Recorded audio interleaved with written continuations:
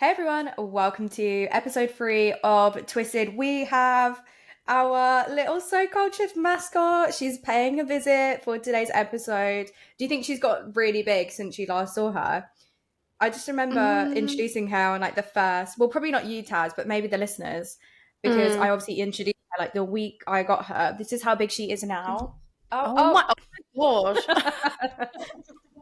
She is very much still a kitten. But yeah, she's come to join us. Anyway. Yeah, she has got big. Oh, she's still biting me and attacking everything. Also, I think you need to tell the listeners if it's Wilma or Winnie, because oh my gosh, I don't think they know. Wilma. It's Wilma, guys. We named her on the podcast. We blessed the name on the podcast. So yeah, she is called Wilma. Although she responds to Pretty, because where I didn't name her for a few days, I would always be like, "Hey, Pretty," and like now she just responds to Pretty. Like if I say like, "Come, Pretty," like she'll just do what she needs to do. So although her name is Wilma, she responds to Pretty. Anyway, I have to tell you this story really quick before we get into today's episode, because I don't want to take up too much time, but I have to just tell you about this hilarious story. So I go to the gym because we just filmed episode 2, right? Yeah. So on last week's episode, I told you guys about how I'd just done a pole comp. So basically I haven't been to my gym in a while. That's not even relevant to the story. You know, when you start telling a story and you just add in details, you're just like, what was the point of me even saying that today? Anyway, basically there's this guy at my gym, and all of us have like that middle-aged man at the gym who's like obsessed with you. Anyway, so I was on LinkedIn the other day and I got like this thing and it comes up and it's like he's requested like to connect with me on LinkedIn, and I'm thinking, mate, you're a builder, there's no way we've got any mutual connections. Like there's literally no way. So we've got no mutual connections whatsoever. And I was like, oh, for God's sake, he's obviously searched me up on LinkedIn. I don't know how he knows my last name. Anyway, there's me like, oh, it's not weird, I don't know how he knows my last name. Anyway, so then I was like, oh, whatever. So I go into the gym. This was a few weeks ago, because obviously I haven't been in a while, but I go into the gym and I was like, oh, hey, like, you're right. He's like, yeah, good, you. And then he went, how funny is that? And I was like, what? And he was like, how funny is it that I just found you on LinkedIn? Like, you just randomly popped up. And I was thinking, no, I didn't. Like, you definitely searched me. And the fact that you've had to bring it up and be like, oh yeah, like so funny, so random. I was thinking, mate, we all know you searched me. And I was like, oh yeah, that's so funny. I was like, we don't have any mutual connections, so like, how did I even come up? And he was like, I don't know, you just came up one day. And I was like, oh, how convenient.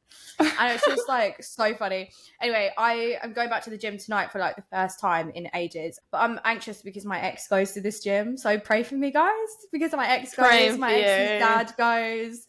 I also recently found out that my estate agent now goes to that gym. So yeah, I feel anxious today because I have to face my LinkedIn connections, my estate agent, and my ex and his dad. That is like the last thing that I would want at my gym. I generally just don't want to see anyone I know in the gym, let alone like a LinkedIn connection. Oh, I love a chin wag in the gym. I love a chin wag in the gym, but not with them. But that's how I ended up with an ex at the gym. So don't listen to me. Yeah, I definitely think there's two types of people in the gym. There's like one person like me who like keeps themselves to themselves, like avoids any social interaction, and then there's the other person in the gym who like talks to everyone and like asks them to like watch you just in case, like spot you just in case. I am not one of those people. I'm that person. I'm just like, if I can't lift it without a spot, I'm not lifting it today. Really? I don't mind. I mean, I don't really ask for spots anymore because I don't do weightlifting. But when I used to do weight training, yeah, I was like, spot me, babe. Watch me do this 40-kilogram chest press, because I'm probably going to die under this weight. 40 kilograms? Jesus Christ. I think mine is like 25. I only did it once, never again. I reckon I could do 30 now at a push. No pun intended. Yeah, I think I did like 30 for like 2 reps. That's impressive. Girls, let us know, what is your chest press PB? Drop it in the comments, because I reckon... If you've ever done it, because I had never done it before I started at this like gym class that I do. Yeah, we've definitely got some gym girlies. Let us know. Oh, like, for sure. Is there anyone Who's beat 40? Because I bet there is someone and I want to know. I feel like the bar's not that high. We're not like chest pressing like 100 kg, are we?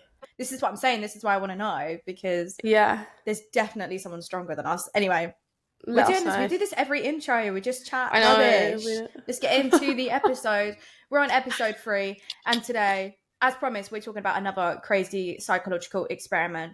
But at the end, you'll hear about a little modern twist on this experiment. So let's get into it. Oh. Welcome to the 𝗂𝗂𝗀𝗁 podcast, where we explore science and tech unfiltered. We're your hosts, Liv and Taz, two girls who love STEM and spilling the tea. Each season, we take on a new theme, whether it's busting conspiracy theories, celebrating women in STEM, or breaking down the science in your favourite sci-fi films. And of course, in every episode, we spill the LABORATEA, where we share your wildest stories from the world of science. Let's get into this week's episode of 𝗂𝗂𝗀𝗁𝗁.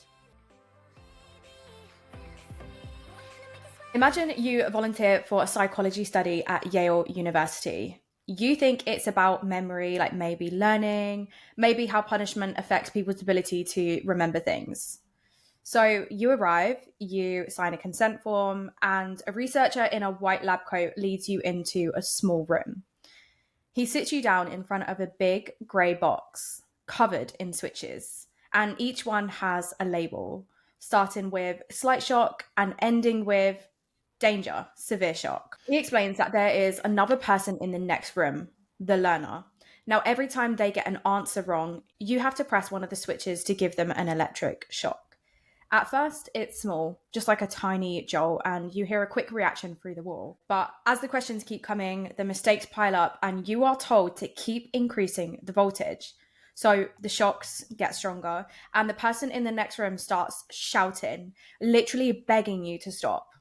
And you kind of hesitate, but the man standing next to you in the lab coat simply says, "Please continue." So you do. And eventually the voice behind the wall goes completely silent. So you turn to the scientist and ask if maybe you should check on them. But he just says, the experiment requires that you continue. And you believe him. By the end, you're sitting there thinking you might have killed someone. And the terrifying part is that almost 2/3 of the people who took part in this experiment did the exact same thing. They thought they were killing someone because a scientist told them to. That is so... What? I'm so, confused by this. So what, they signed up to, a memory test, and by the end, they actually thought they killed someone. Is that what you're saying? Yep, it's literally crazy. And the man behind this experiment is Stanley Milgram, a young psychologist at Yale who grew up in New York in the shadow of the Second World War. So his parents were Jewish immigrants who had fled Europe before the Holocaust, but much of his extended family had not been as lucky. So he kind of grew up hearing stories about what had happened to them, which were obviously horrific. And when Nazi officer Adolf Eichmann went on trial in 1961 for organising the deportations of millions of Jews to concentration camps, Milgram could not look away. He was watching this trial intensively. So when Eichmann was asked about how he could take part in something so horrific, people were basically like, how could you do these horrible things? His answer was, I was just following orders. And Milgram just couldn't stop thinking about that. Could obedience alone really make ordinary people do terrible things? Was Eichmann some kind of monster, or was he just the product of a system that rewarded obedience over conscience? Milgram wanted to find out, not through philosophy or politics, but through science. Okay, that's interesting. So basically, he wanted to find out if there was a little Eichmann in everyone, basically. Mm-hmm. Pretty much, yeah. So that question kind of ended up becoming his entire life's work. How most scientists have one thing that they're trying to tackle. This was Milgram's. So before Stanley Milgram ever ran his experiment, he was already fascinated by one big question, which is, why do humans obey authority? And we're not just talking in military or political systems, but just in ordinary everyday situations. If you go into a shop and the shop owner says to you, can you go and stand over there? You're probably going to do it. Do you know what I mean? It's well, why am I going to stand over there? You just do it because you've been told to do it Yeah, that's what he was interested in, basically. So he wanted to understand what actually happens in our brain when someone decides to follow an order, even when that order conflicts with their own sense of right and wrong. So he'd originally studied political science at Queen's College, but he was drawn more to the psychology behind power. And this was the late 1950s when social psychology was becoming one of the most exciting fields in science. And researchers were still trying to understand how ordinary people could have participated in things like the atrocities of the Second World War. Now, at the time, the leading theories were rooted in behaviorism, which is the idea that all behavior is learned through reinforcement. And psychologists like B.F. Skinner and John Watson believed that people obeyed because obedience had been rewarded, while defiance was punished. So essentially, obedience was seen as a conditioned response, not a moral choice. This is really reminding me of like obedience training with dogs. So like when you teach a dog to sit, it's really giving that, right? Yeah. Yeah, that's literally exactly kind of like what they thought. And in fact, the science of the time focused on what people did, not really like why they did it. But by the late 1950s, psychology had started to shift. And around that time, researchers like Solomon Asch were starting to show just how powerful social pressure could actually be. So he's really famous, this Solomon guy. Me, like this really cool scientist, and I'm like, yeah, this Solomon guy. Solomon guy. Some random guy I met down the pub. He ran these famous experiments where he'd basically get a group of people to look at a few lines on a card. And like, for example, like one would clearly be longer than the other. So like one line would be longer than the others. And he would ask the group like which of the lines matched in length, so which were the same length. And everyone in the group except one person was secretly in on the experiment. So they were actors who would essentially just deliberately give the wrong answer. And the one real participant, like the person being studied, almost always went along with everybody else in the group, even when the answer was obviously wrong, which sounds ridiculous, but to psychologists at the time, it showed something really huge. And that's that social pressure alone can really override your logic and maybe even your perception. And that was really shocking at the time because it meant that human decision making could be manipulated by context, not just by reward or punishment as they had previously thought. Is this really like a toxic trait of me in that I think I'm like so strong-minded that I would just be like, you're all dumb. First of all, no, that's not toxic. Like, go with your gut, babe. Go with your gut. I think, on the other hand, I'm so dumb that I would definitely conform. I'd be like, oh my God, I'm so thick. Like, fine. It's like those memes, like you come out of a maths test and like, yeah, someone could literally tell me like, oh yeah, the answer was, I don't know, like matcha. And I'd be like, oh, fuck's sake, I got the answer wrong. Do you know what I mean? Like, I never trust myself. I need to be better at that. So I love that for you, Taz. We love a confident queen. But it's when it's like something as simple as like whether one line is longer than the other, I'd just be like, I think you guys are all deluded. You're all dumb. I think you'd kind of work out. Like, I think I'd be like, wait, like all of you lot are acting. I think I'd work that out. Maybe. Yeah. Maybe I'm not that clever. Who knows?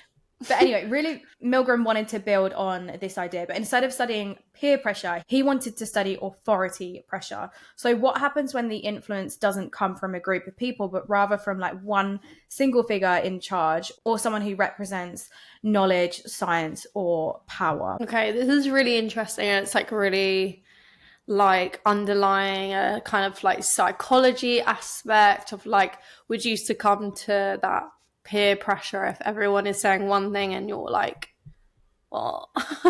Do you just go along with it? But like, what about the biology side? Did scientists like at that point have any idea what was happening in the brain when like some people were obeying? Yeah, that's such a good question. But like I said, they were kind of more interested in, like, they were just kind of like seeing what people did rather than actually trying to understand like why. And so I think that's what kind of makes Milgram's work really fascinating in hindsight. But at the time, the technology to study brain activity didn't actually exist. So there were no fMRI scanners, no EEGs capable of mapping like cognition the way that we can today and the way that we spoke about in previous episodes. And so neuroscience as a field or as a whole was still really in its infancy at this time. So scientists knew about some of the brain's basic anatomy, like they knew, for example, the frontal lobes were used in decision making. The limbic system is important in emotion, hypothalamus is important for survival instincts, etc., etc. But they didn't yet understand how those regions interacted to shape more complex social behavior. So concepts like moral cognition or executive control hadn't really been defined in neural terms. So in other words, no one was asking what neural processes allow someone to suppress empathy when following an order, for example, or like how the brain would resolve conflict between morality and then following authority. And so these questions wouldn't really come until decades later. Now, when Milgram joined at Yale as a young researcher, that is really the question that he set out to answer. And the study he designed would become one of the most famous and controversial experiments in the history of psychology. So, in 1961, he comes up with this idea for a study, and honestly, I feel like it's genius, but obviously it's kind of evil at the same time. So he wanted to test obedience in the most direct way possible, which is if someone in authority told you to hurt another person, how far would you go before you started to say no? So he puts an ad in the local paper that just says, men needed for study of memory and learning, $4.50 for 1 hour of participation. So that's it. Simple, no weird stuff, looked legit. And because it's Yale University, which was or is a super prestigious university, people just kind of trusted it completely. They were just like, yeah, need the $4.50. I'm signing up, babes. Get me on there. So when volunteers arrived, they met this really calm, kind of like official looking scientist in a white lab coat, clipboard in hand, and he just looked very professional. But they were also introduced to another volunteer, and if you can't see me, I'm doing quotation marks, another volunteer, who was a friendly older guy named Mr. Wallace. So they basically got them together. They told them like, okay, you need to pull a piece of paper out of a hat to decide who's going to be the teacher and who's going to be the learner in this experiment. But what the volunteers didn't know is that the draw was actually rigged. And so the real volunteer was always going to be the teacher and Mr. Wallace was always going to be the actor. So the learner or the actor was taken into another room, strapped into what looked like an electric chair with wires and electrodes attached to his arms. And the researcher actually even rubbed like a fake conductive paste onto his skin to make it feel more real. And he told them that the shocks might be painful, but not dangerous, just kind of enough to help them with learning. Again, I'm doing that in quotation marks. Then the real participant, the teacher, was taken into a different room. And in front of them is this massive grey machine, which is covered in switches, kind of like leaned up neatly from left to right. And each switch had a label, 15 volts, 30 volts, 45 volts, all the way up to 450. Now, their job was simple. Read a list of word pairs to the learner and then test them. So if the learner got the answer wrong, they would basically have to press the switch. If they get it wrong again, they would have to press the next switch, which increases the voltage each time. So at first, everything seemed fine. So the first few mistakes that the learner made, they would just get like a little buzz and you could hear like a slight reaction through the wall, maybe something like a small grunt because they're like getting this tiny little shock. But as it went on, the voltage starts to get higher because they have to keep pressing the next switch each time they get it wrong. And the mistakes keep on coming to the point where the man in the next room, Mr. Wallace, he's like shouting at this point. And at around 150 volts, he is begging to be released. And at 270, he is now screaming in pain. But by the time he gets to 300 volts, he is like banging on the wall. Obviously, this is all like acting. But yeah, he's like banging on the wall. Keep going. And eventually just complete silence. So imagine how you'd feel as a volunteer. Like I would be panicking, sweating. I mean, it's me. I'd probably be laughing nervously because I'm such a nervous laugher and like I just wouldn't know what to do. But by this point, they would kind of turn to the scientist beside them. Remember, they're in that white lab coat, who is just stood there calm as ever. And the scientist would say one of four things. So number one, please continue. Number two, they might say, the experiment requires that you continue. Number three, it is absolutely essential that you continue. And then number four, you have no other choice. You must go on. And the wildest part is that most people did. So 65% of participants, nearly 2/3, went all the way to the maximum voltage. So they genuinely believed that they might have seriously injured or even killed someone, but they just kept going because a man in a white coat told them to. And these people who were brought in for these, like the volunteers, they weren't sadists or psychopaths. They were literally just regular people. Like they had teachers, office workers, engineers, but some of them were literally like shaking, sweating, even crying, but they just couldn't bring themselves to stop the experiment because the scientists keeps on telling them, like, you've got to continue, you've got to continue. And one man, well, actually 3 people, this is what it, so when they wrote up like their findings from this experiment into a paper, they wrote in their paper about how 3 people had like a seizure, but one of them had like a full-blown seizure to the point where they actually had to stop the experiment with that guy completely. Yeah, because he was like that stressed. And if you've ever watched like any reenactments of this experiment, you can see like why I would be stressed. I would be like, oh my god, because I think I'd continue. Would you? I don't know. I don't know. So hard to say. I feel like as scientist, I'd be like, hell no. But like, I can understand like if there's an authoritative figure who's like, no, carry on. Like, no, carry on. Like, because you kind of trust, like, okay, they've got this under control. They're making sure that he's not being hurt. But then, like, if you hear him like screaming, I think because I'm a scientist, I'd be like, no, I'm not carrying on. Yeah, it's mad. I don't know. It's hard to say what you would do until you're like in that situation. But yeah. So that was kind of like the findings from the study. And afterwards, Milgram said what he had witnessed completely changed how he understood human nature. So he described a psychological shift called the agentic state, which I don't know, maybe you guys have heard of before. But it's basically when a person stops seeing themselves as responsible for their own actions. So once that shift happens, the brain itself changes focus completely.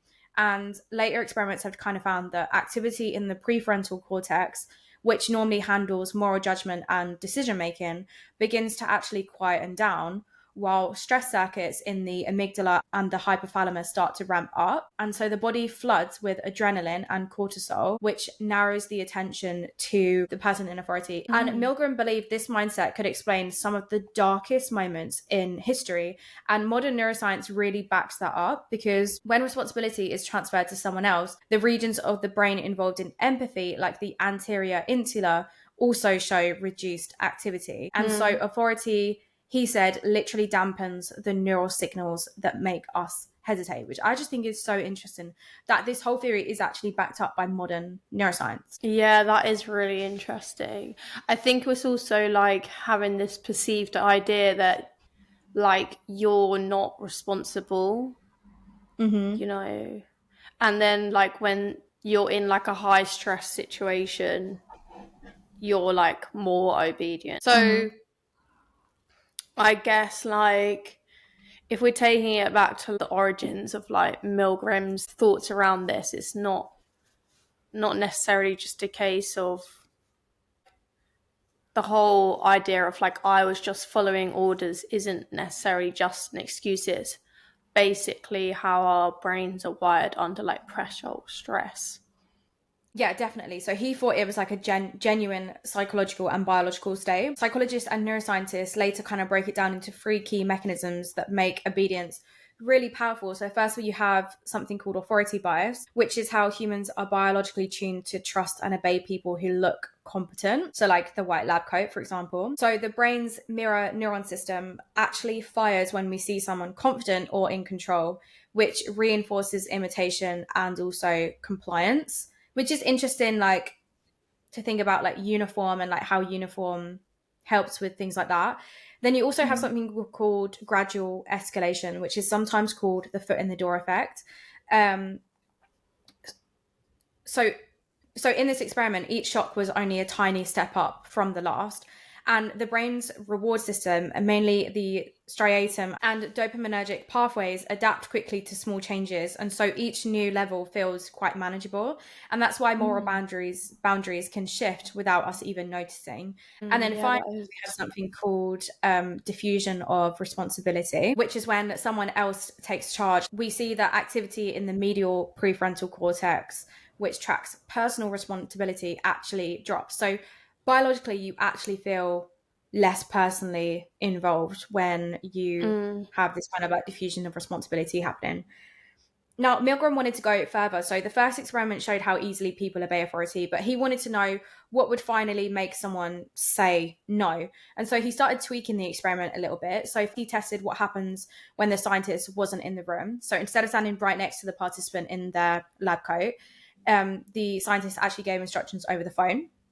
And he found that obedience dropped from 65% to around 20%, which I think is such a big decrease. Then he moved the experiment out of Yale, and he just rented some random like office building under a fake company name, which, if anyone's interested, was Research Associates of Bridgeport, which literally I feel like just sounds like some dodgy tax firm. Yeah, or like some dodgy group of postdocs. But you would kind of think that once you've taken it out of this really like legitimate university setting, that the obedience would decrease, but it actually only dropped to about 48%. And then my favorite variation is when he added other people into the mix. So the real participant would sit in a room with two teachers who were actually actors. And when those actors refused to keep going, almost everyone else stopped too, which I think is interesting because it kind of brings it back to Solomon's experiments about like social pressure and how that can affect like how you behave. But when the other actors obeyed and they like kept going, then obedience actually skyrocketed to over 90%. And I feel like that's where modern neuroscience gets, it's crazy, isn't it? So like, just I feel like social pressure and authority like can make you do like crazy things. But I really want to fast forward about 50 years because interestingly, we're actually still, I don't know why I just said interestingly, right? Like I'm writing an essay. Interestingly. I'm going to go with it. Interestingly, we are still testing how far people will go when they're told to do something, except now it's happening on TV. Now, I don't know if you've heard of him, Taz, or if any of the listeners have heard of him, but there is this guy called Derren Brown. Have you heard of him? Yes, of course. He's an icon, but for anyone who doesn't know, he is a British illusionist / psychological mastermind who's basically spent his whole career proving how easy it is to manipulate people.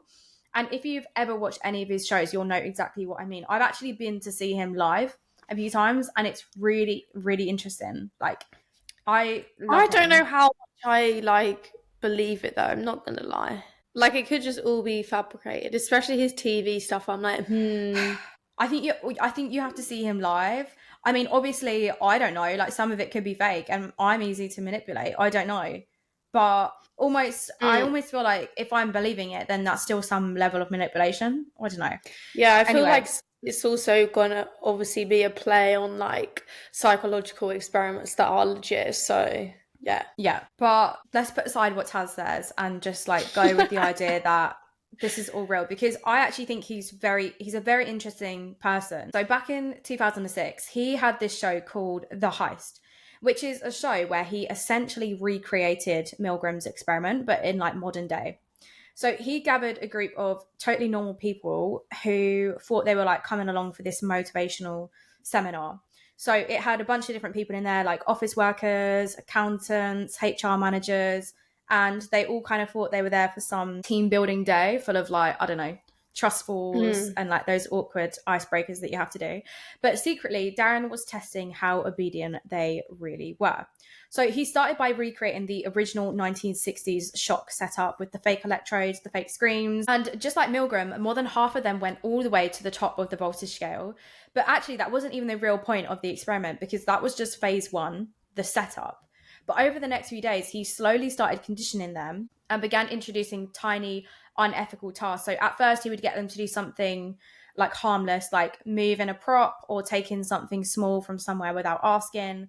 But each little rule they bent made it easier to bend the next one, until eventually those tiny steps built built up into something huge. And by the end of the show, one of the participants literally walked into a staged building holding a fake gun and stole what they thought was £100,000 in cash. So really think about it, like they've showed up for what they think is going to be a motivational seminar, and then they've ended up basically like pulling off this heist that it's obviously all fake, but they thought it was real. See, I don't know how much of this I think is real. From an ethical perspective, like how would they ethically get that signed off if it wasn't all fake? I think it is a good point about like the ethical things. I guess I've never really thought about that before. So I guess like most shows, there's probably some truth to it, and then some, like, did he really think he was signing up for a motivational seminar?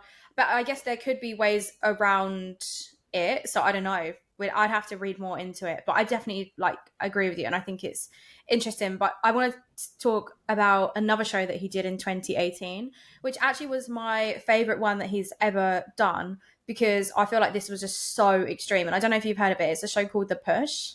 I know of a few of the ones that he's done, but I can't remember what they're called. So okay, so I remember, didn't he do one where he convinced someone to like shoot President Kennedy?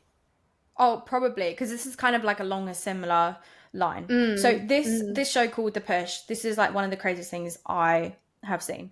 But basically what they did is Derren and his team built on like a full on like fake world. If you like it was kind of given like Truman Show, if you've ever watched the Truman Show. So essentially they had hundreds of actors, like fake security, catering staff, and they set up this huge fake charity ball or like charity gala thing. And basically they got this guy in who thought he was volunteering to help at this big charity gala. So the guy shows up to help out. So he was just supposed to be there, like doing things like moving props, helping the organizers, like maybe talking to different guests, just to kind of like be part of something wholesome and obviously like support charity. But what he didn't know is that literally everyone around him was an actor, and Derren had designed every single thing he'd see that night to manipulate his decisions. So it starts off really small that you wouldn't even notice, like he wouldn't notice anything weird. So someone would like ask him to move a box or grab something for the organizers, and then like someone drops a piece of cake and he steps in to help, for example. So he's just kind of being nice, just being normal, but then slowly things start to shift. So he's asked to lie to cover up someone's small mistake, and then he's asked to hide something that went wrong, then to back up a story that isn't true. And every tiny compromise that he makes that evening kind of chips away at his sense of right and wrong. But because everyone else is acting calm and confident, he just kind of like, you can see that he's just like going along with it. And then it like really escalates. So there's this moment where one of the guests, who's secretly an actor, pretends to have a heart attack and literally dies in front of him.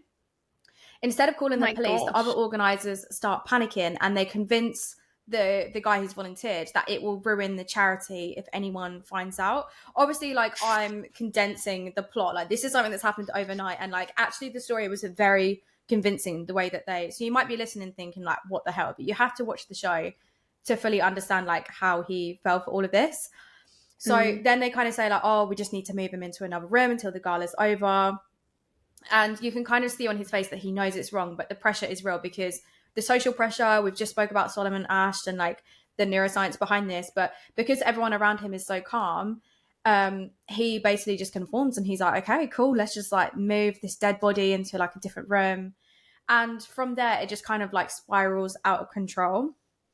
Every lie starts to get bigger until by the end of the night, he's on the roof of the building with one of the actors, and all of these people around him are kind of telling him that the only way to fix everything is to push a man off the edge of the building. I know this all sounds a bit crazy, but you literally have to watch because the plot all does make sense. But like, yeah, I remember watching it, and there's like, they're all like huddled in this circle, and they're all telling him like, you need to do it, like blah, blah, blah.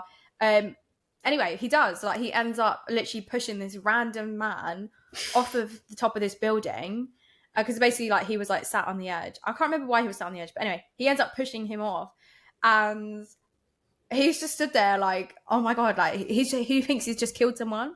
Obviously, the whole thing is fake, but I just think it's so interesting how like much we understand about like psychology and social pressure and all of this, where you can actually end up creating this whole scenario where you can literally manipulate someone to like push someone off of a building. Like, I just think it's wild. Yeah, I think like regardless of whether it's real or not, I think it would be so interesting to see like, well, the lengths that people would go. I mean, obviously from Milgram's experiment, like there were some people in that experiment who, well, the idea is that you think you've probably like, I don't know, electrocuted the person to death, but because someone else has told you so, you've just done it, right? Mm-hmm. So like I understand it from that respect. Like it is interesting how it's like definitely rooted in real science. Yeah, 100%. I just think it's so cool. And like, I'm sure there's other people who have also recreated Milgram's experiments to some extent. Obviously, like Derren Brown, it's probably all like very dramatized, but I do think it's really interesting. Obviously, Milgram didn't have brain scans, but I think what's interesting is that if he did, he would have realized that he's actually spot on. So just to kind of like summarize, modern neuroscience shows that when we follow orders, the brain literally does change how it works. The prefrontal cortex quiets down and the empathy centers switch off. And the stress circuits like the amygdala, they really ramp up and kind of just say like, all right, someone else is in charge now. And we literally hand over our controls. And the wildest part is that we're even wired to actually that actually feels good, because the ventral striatum, which controls reward, actually gives us a dopamine hit when we do exactly that. So in some cases, obedience doesn't just feel easier, it actually feels right, and it can be a little bit addictive for us to obey people. And I think that's what makes Milgram's work so disturbing, because the real danger isn't evil people doing evil things. It actually can be ordinary people doing what they think they should be doing. But obviously, we have to acknowledge that this experiment was ethically very, very bad, because some of these people, I mean, one guy had a full-blown seizure. Like, that's traumatizing. And I also think, like, with the Derren Brown, the push experiment, like, if that is legit, that guy must be traumatized because he just thought he moved a dead body and then pushed someone off the building. Like, the ethical implications of these things are crazy. But I mean, as we said, like in last week's episode with the chimp and the ape, the chimp and the child experiment, that we've really progressed in terms of the ethical implications of psychological experiments. But yeah, that rounds up episode 3 of Twisted. And for now, I think we have another crazy listener story to get into, and this one is wild. So yeah, let's get into it. Okay, so Taz, every student I know uses AI at some point now, but the number of people trying to write research papers using ChatGPT alone is crazy. Wild and not advised, because ChatGPT is great for ideas and general structure, but it isn't built for academic integrity. It doesn't track your sources, it doesn't remember your research context properly, and half the time it's guessing citations or completely making things up. Yeah, exactly. And that is where Jenny comes in with their Jenny AI chat feature. It is completely different because it's literally designed for academic writing. So when you chat with Jenny, you can save your prompts, your writing instructions, your style preferences, the context of your research, and it keeps them across your entire project. Which means you're not repeating yourself every time you open a new chat. Jenny knows your topic, your angle, your sources, and your writing goals, whilst ChatGPT obviously resets constantly, so you lose the continuity. I also love that Jenny AI chat pulls directly from the papers that you upload. So like if I'm writing about climate migration, I can upload 5 different research articles, and Jenny will chat with me using those exact papers as its knowledge base. So there's no random claims and just like no making up data, which I feel like other AI tools do sometimes. And the save prompts, life-changing. You can store your favorite instructions, like write in an academic tone, or explain like I'm a student, or summarize in bullet points, and just reuse them every time, even across new documents. Yeah, so you're never starting from scratch. It's like having a research assistant who actually remembers what you told them yesterday. If you want a chat tool that's actually built for academic writing, not just casual conversation, definitely check out Jenny. Yeah, so the link is in our episode description, and you can use the code SCP20 for 20% off your subscription.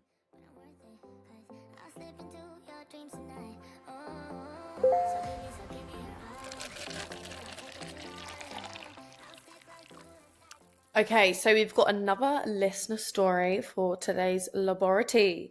And the email subject line says, "My uni mate wants to be me." Oh my gosh. This should be interesting.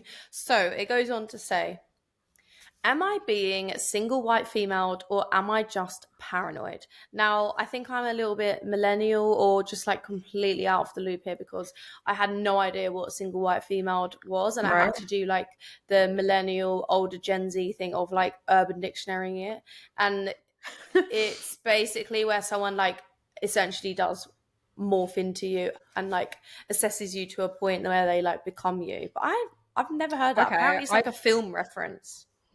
I've never heard of that phrase in my life, so I'm glad you did the research for us because I was like, when you said it, I was like, what do you mean? What does that mean?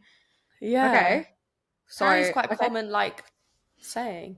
But anyway, so she goes on to say, first of all, huge fan of the podcast. You guys are so fun and every episode is so informative as well as being entertaining. Girl, we try our best. Thank you. So, me and this girl, let's call her Beverly, have been besties since the start of our degree. We have a larger friend group, but we're probably one of the closest. Now, I can be a bit of a goody two-shoes, teacher's pet type, and I'm very organised when it comes to uni work and always on top of deadlines. Just overall, very type A.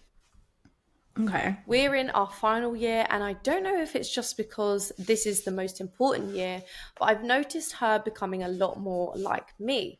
Now, don't get me wrong, I'm obviously all for the girlies getting an education and she's my friend, so I obviously want her to do well. But it's not just that, it's mannerisms of mine and hobbies too that she seems to be adopting all of a sudden. But she also seems a bit snippy with me, so at first I wasn't sure if she was annoyed at me. Well, she definitely doesn't seem to be. I don't know, I just assumed it would be like she's acting quite like short with me and like... Okay, so like... Okay. Aggy. Snappy. Was it a type? Okay. Maybe it was a typo, but... Got it. Snippy, snappy. We've got Snippy, Snappy, Beverly. Snippy, snappy. Okay.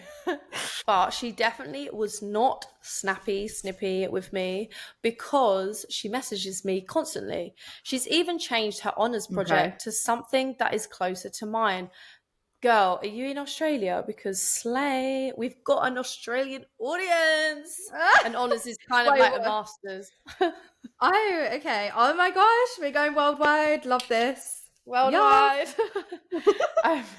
Anyway, so she's changed her honours project to something that is closer to mine, which has always been my topic of interest. And she has other interests, so this is new too. We discussed moving in together for our postgrads, but now I'm not too sure. What do you guys think? Am I being single white female or am I just being paranoid? Okay, I'm going to start by saying it's the most petty but most annoying thing when you know someone's copying you and they literally are copying every single thing you do. But like, to say it out loud sounds so petty, but I guarantee that every single one of our listeners has been in that situation where you know that someone is copying you and it's just like, it's too petty to say anything to them. Like, you can't call it out because it's like, oh, you got a pink coat as well. That sounds so silly. But it is like... Do you remember like when you're at school and like someone would have like an amazing coat or something, or like some sort of like clothing or makeup or something that just like looks so nice, and you'd be like, oh my God, I love that, where's it from? And they'd be like, oh, I don't know, I think it's from a charity shop. And then like a month later you see it on you see it on ASOS and you're like, charity shop, like, is she for real? Yeah, I feel like we're not so bad with gatekeeping anymore, but like when we were younger, like it was a serious thing. Like it was a serious thing. I don't want to tell anyone where my coat is from. I will not tell you where these shoes are from because they're my shoes. Like they were made for me. Don't you know that? Literally, it was like the newest release in like New Look, and they just literally like it's in the front window of every fucking New Look on every high street in the UK, and I'm like, I don't know where it's from. Sorry. Oh my God, that used to annoy me so much when people used to do that.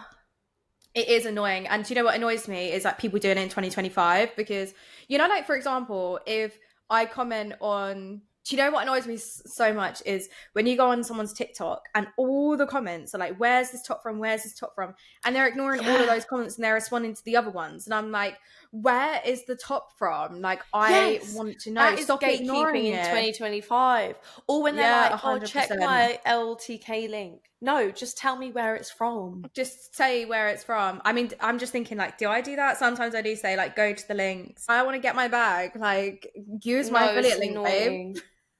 No, I don't agree with you there. I'm sorry. It's so annoying. I understand if it's like your full desk setup and you're like, literally all of my links for everything can be found on here. No, I do that. No, guys, right, let me clear this up. I actually do that. If someone asks me a question, to be fair, I don't respond to every single one because I can't respond to every single one. Sometimes it's like, if you just go in the links, you will find it. But yeah, if someone asks me like, where's like all of this, then I'll say check my links. But if they ask me like, what keyword is this, I'll always reply like, yeah, you do. This is the keyword. You do that. So I'll take that back. Anyway, back to the story. I feel as though the listener has missed out a few details because I feel like I need to know more details. Like, what specifically are they copying? Yeah, like, obviously hobbies? We know about because like how niche is the hobby? Because if they're copying you doing like going to the gym, I don't think it's valid. If they're copying you doing pole dancing while wearing roller skates, they're copying you. Do you know what I mean? It's like we need a bit more because I also think sometimes, and this is like coming from like my own personal like opinion as well, is that sometimes you should take it as like a form of flattery, as annoying as it is. Oh my god, yes. That someone's like copying you.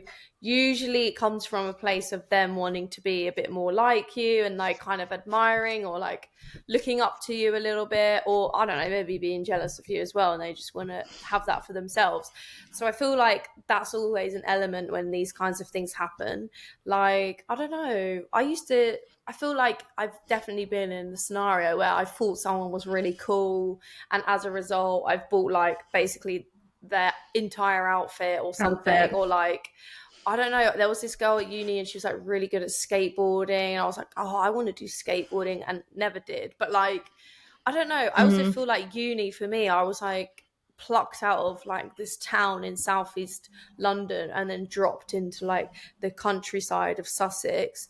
And like, if you know Brighton, you know it's like a very diverse like left place, and like I was just opened up to like a realm of like completely different types of people who I had never met before. And yeah, I definitely found myself a bit more at uni. So I feel like that's a really good point. That phase, then that's a really good point. I don't know, maybe take it as a form of flattery. It's probably, I can understand why it's annoying, and like you're out here like just doing you, grafting, you're just acting as you've always done, and someone's like trying to kind of copy that in a way. Like, it is annoying maybe, but I would definitely see it as like a flattery point of view. I don't know. I think, like you say, it depends on the extent to which they're doing it.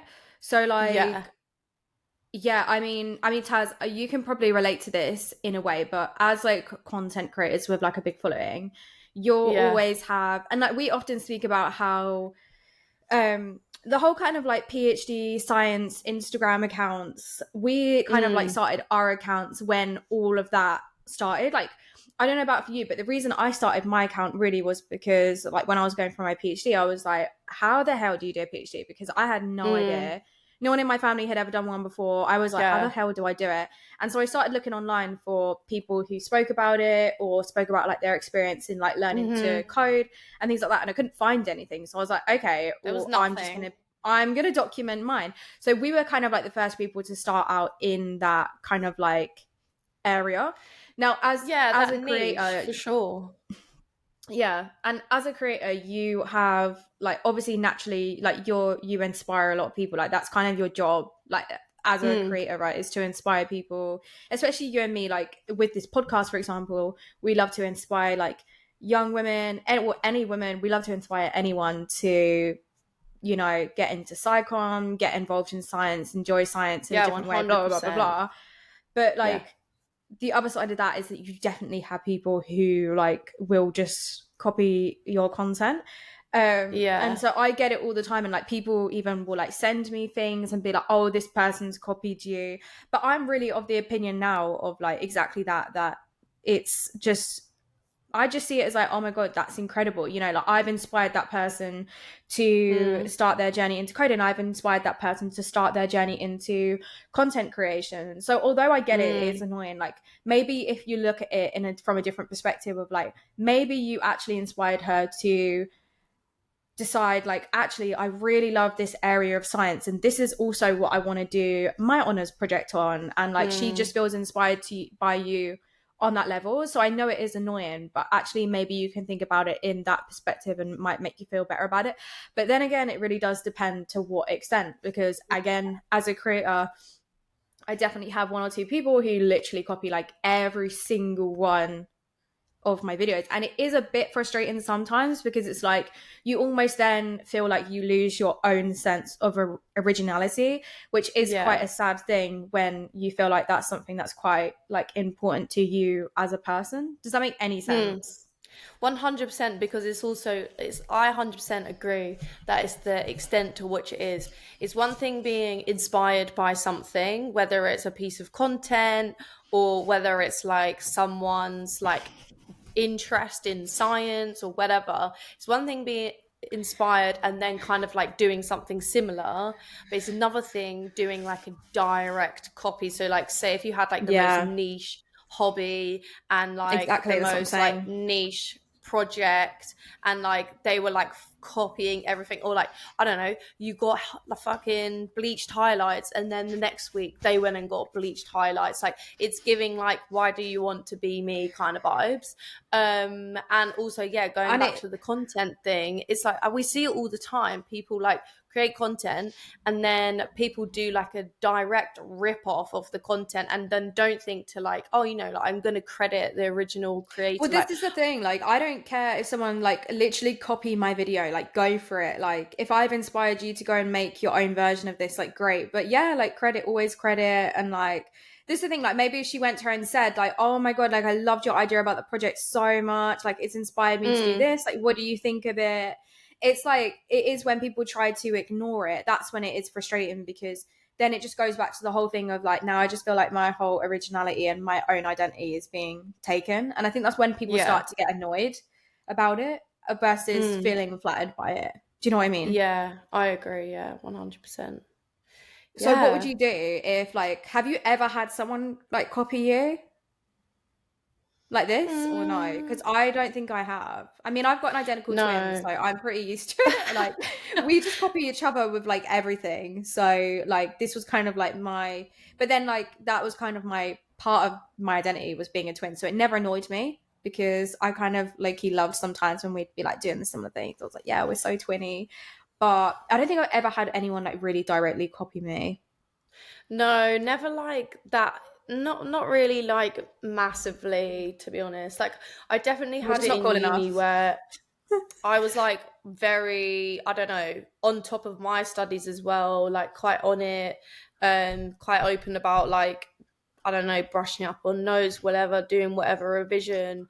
And I definitely think it inspired my two friends on my course to actually work harder, because they were like, oh, but that's so incredible. This is actually how hard you need to be working in order to get this kind of grade. I sound like so up my ass saying all this, but they would to the point where like they both came out with like really good degrees. But like I don't know if that was necessarily copying. I just think it's motivation. Maybe I'm taking too much credit there. I don't know. No, I think 100% like your friends motivate you. I've definitely had times where my friends have motivated me. Like I've been so chill and then I see my friend like studying and I'm like, oh fuck, I need to get on it. Do you know what I mean? Like 100%. Yeah, and even like think about us with this podcast. Like, you know, if I'm slacking doing research for an episode and you're like, oh, I've just done my like research for these 2 episodes, I'm like, oh my God, I need to get on it. And then I'm like grabbing my laptop and I'm like doing it. So it's like, it is motivational. That does make sense. Do you know what I mean? Yeah. And I definitely had it where my friend was like, oh, I've finished my entire thesis. And I'm like, oh shit, I better start mine. Oh, yeah. So like, I think only to that extent, and obviously like related to content where people have just like completely copied a video and then like down to the direct movements and stuff. And I'm just a bit like, and then not even a little bit like, weird. Oh, yeah. Not even acknowledged. Yeah. But what can you do? That is literally just social That's media just these a days. consequence So. of consequence of being a content creator is going to happen to you 100%. Okay, so what would you do if you were the listener? Would you say anything? I mean, I feel like obviously, you know, if it's gotten to the point, I feel like this is obviously frustrating her quite a lot because it's gotten to the point where she's written to like us. So I think it definitely is something that's like on her mind. She's thinking about it. So for me, I'm like, maybe it is worth saying something, but then it's like how to address that. I don't know. Because you don't want to do it in a horrible way. Talking about potentially like moving in with her for postgrad, but now she's not sure. So I don't know. I feel like a lot of the time, if you feel that you might need space, then you probably do need space. Maybe you're just spending like way too much time together and you're kind of just like almost morphing into the same person, because that can definitely happen as well. Like when you're literally 100%. like with the same person all the time, like you can obviously be besties, but it can also get frustrating as well. Yeah. I think that's such a good point. I mean, if it was me personally, I don't think I would say anything because I don't necessarily think she's done anything wrong. So like I wouldn't want to make her feel bad about it because I don't, from what you've told us at least, she hasn't done anything wrong. So I would 100%, like Taz said, I think you need space. So I would just distance myself a little bit. And I think once you do that, you're going to like naturally see that the other problems kind of like, what's the word? Like dissipate? Is that the word? Like go dissipate away. I think you definitely just need space. It just sounds like it's all got a bit too much. Maybe the friendship in general is a bit too much for you. So take a step back, and I think the other things will just seem to resolve themselves. Yeah, for sure. I also think it's like very easy to get annoyed with other people when you're spending like 90% of your time with them. Like they always become sibling-esque where you're like, oh, shut up. Yeah, it's like spending too much time with your partner. You're like, oh, I can't with you. Like I cannot. Yeah. Yeah, exactly. But yeah, I know it's hard to do so, but remember that you are like inspiring people and do try and take it as a form of flattery, but not in like a narcissistic up your own arse way, in like a way of like, oh, this is so great. Like, you know, I may have helped her find the area of science that she's really interested in. And also maybe you guys have become really good friends because you actually are similar people. And so it's not too surprising that you both have similar interests and you're helping to inspire each other to find those interests. You know what I mean? Like maybe it's worth remembering that this might actually be why you guys get on so well. Do you know what I mean? Yeah, for sure. Yeah. But maybe, I think like bottom line is as well, just like take some space, take some time for yourself. Like obviously you don't have to like completely cut them off, but like just take some time away from the situation. Yeah, definitely. Yeah.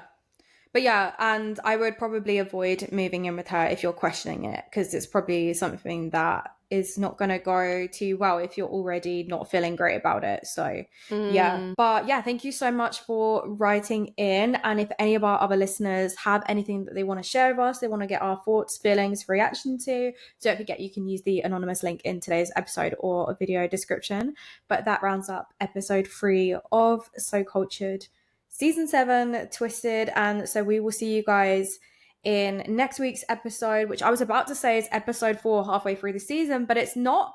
If you didn't hear from last season, we are now extending all of our seasons to 10 episodes. So we actually have another 7 episodes to go. Yay. Woo! I'm excited about it. Yeah. Anyway, so we will see you guys in next week's episode. Bye, everyone. Bye.